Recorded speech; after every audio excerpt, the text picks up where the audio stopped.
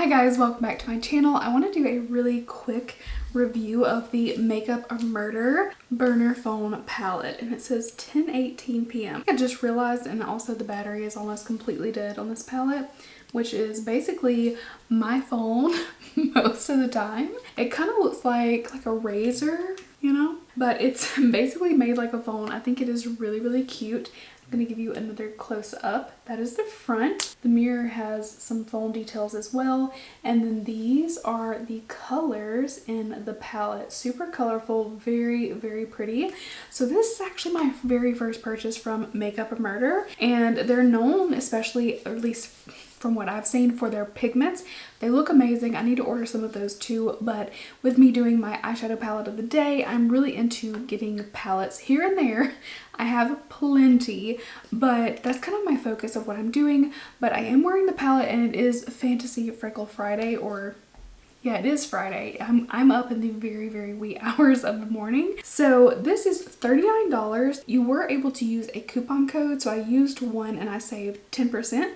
So it was $3.90 off of that, about $35. Shipping of this was only $3.25 here in Alabama, and I thought that was really reasonable. I'm not one to enjoy paying for a lot of shipping, and I thought that was really reasonable. And this is a pretty, you know, hefty palette. It's got some good weight to it. It is a more papery packaging, but I think for what you're getting, it's super cute. I feel like they did a great job, and this is cruelty free too. Makeupamurder is obviously an indie brand, so if you're familiar with indie brands, you may know more than I do, because I am getting more and more into indie brands as I find some of their products just so amazing, especially eyeshadows. I'm going to tell you about the look that I created. I did film this for my palette today, and I thought, wow, okay, I have the footage and I can just sit here and talk to you guys and show you how beautiful the look is. So as you can see, I have kind of like a rainbow going above my cut crease, and I essentially went in with On My Way. I started with that. I went to, okay, I'm saying the full things, but they're all abbreviation, like text abbreviations.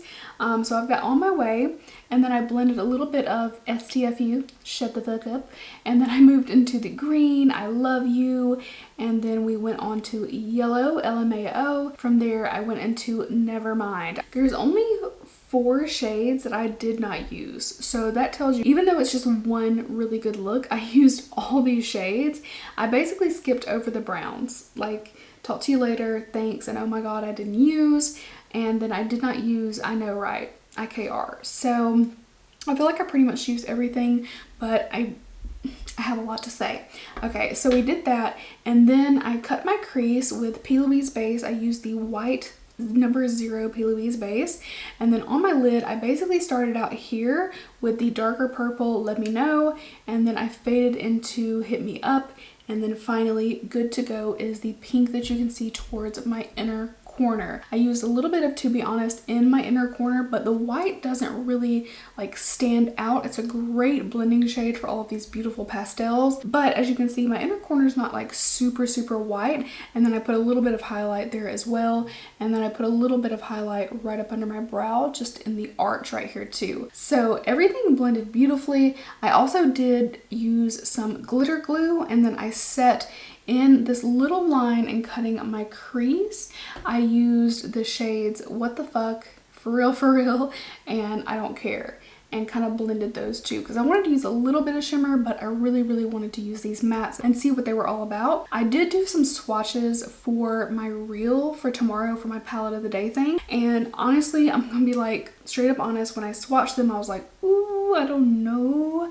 But you know, with the matte shadows, swatches do not always tell the full story, and I was really hoping like, okay, maybe this is just a bad swatch and it's going to be beautiful in the eye. So I had really high hopes, and luckily everything turned out beautifully. It wasn't perfect eyeshadow blending, but as you can see, everything looks really beautiful. And it was kind of strange, like on this eye I had a little bit of difficulty getting this like perfect, the fade from the pink to the darker purple, and it is 3 shades. And I had someone comment the other day too and say that they have a tough time blending together really bright colors, and I totally feel you. For me, it's more about just like placing the color, like from my aqua to the green to the yellow to this like peachy color on the outer corner. I basically just packed the colors in one by one by one and then just did a little bit of blending, but not too much. They were not the perfect blending eyeshadows, like I said, but they were really, really good, and I don't have any major complaints. The price is a little high for the quality, but it is also an indie brand, so I have to understand that, you know, they're paying higher manufacturing costs. I think I mentioned this in my last video about an indie palette, but I totally understand that, you know, they're not ColourPop. They're not like pushing out thousands and thousands and thousands of palettes. So I totally get that. And I do feel like the quality is definitely here with these shadows. As you can see, I mean, the eye look really speaks for itself. I think it's beautiful, and I'm actually really, really excited. I want to try their loose pigments. I feel like those look stunning. Another colorful palette. I keep going back to this one, and I hate to keep going back to it because I love Colored Rain.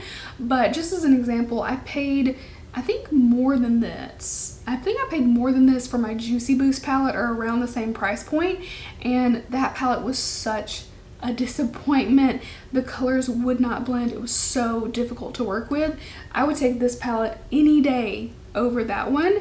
And Colored Rain is a little bit more indie brand too. I consider them maybe a little bit bigger, a little bit more well known, and they have great products, but those eyeshadows were so bad and I could not stop talking about it. Like, I kept using it and kept using it. I kept trying to work. It's still in my collection. I'm still going to use it for a palette of the day, but oh, when it came down to it, the looks were so frustrating because I wanted it to work so badly. I did not have those types of issues with this. This is just like, I could spend all day making this perfect and it would be perfect. Am I going to do that? No. Would I like for it to be a tiny bit easier to blend? Sure, but I feel like I got my money's worth. I feel like it's super, super pretty. I love that they did something different. This is not your everyday palette packaging or colors, and I love that this is like a rainbow of colors, but like pastel and just so, so pretty. It's not like so light and pastel that it doesn't show up, because you can see it looks colorful, but it's not like full on like rainbow. It's not Roy G. Biv, you know, it's like a pastel beautiful rainbow, and I love it. So I'll definitely use the browns at some point, but honestly, like, I didn't buy it for those two shades. I bought it for all of these really bright, beautiful colors. So I do think that Makeup and Murder did a great job with this palette. I would definitely say if you're in the market for a palette with a color story like this, give them a try. I would much rather throw my support towards them than, you know, giant brands selling, you know, the same old palette over and over. And the more that I use my indie brands, the more I love them. So that's really it. I just wanted to give you like this brief little review and just tell you, like, heck yes, I like this palette a lot, and show you the look coming together. It will also be featured in my, you know, weekly palette roundup, which I'm giving away a palette every week. If you guys didn't see that, if you go check out week 2 and week 3 of my weekly palette review, palette a day challenge, whatever the frick I'm calling it, there's a playlist. I'll put the playlist down below. But if you check out those, I'm giving away, there's a palette in each of those videos, and I'm going to be doing that weekly until I run out of extra palettes. But I'm super excited to incorporate this brand. I'm like overdue in trying them, so I'm really, really happy that I got something and I like it. So that is it for this video. I need to go to sleep, so I hope you guys enjoyed this quick review. Be sure to give me a big thumbs up if you did, and don't forget to subscribe. It would mean the world to me. Check out some of my other videos. You guys are the absolute best. Thank you so, so much, and I will see you in my next one. Bye, guys.